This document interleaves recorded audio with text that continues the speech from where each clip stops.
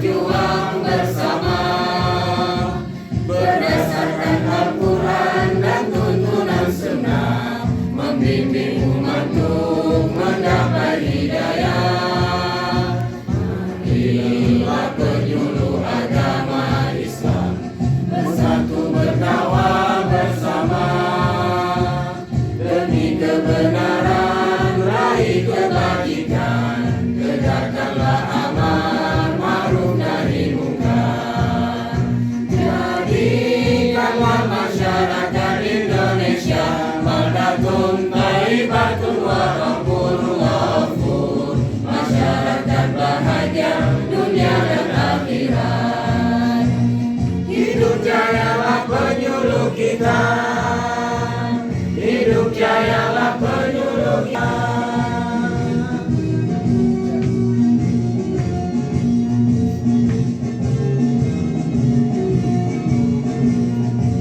Bila penyuluh agama Islam bersatu bertekad bersama, jadilah pribadi uswatun hasanah, wujudkan kemerdekaan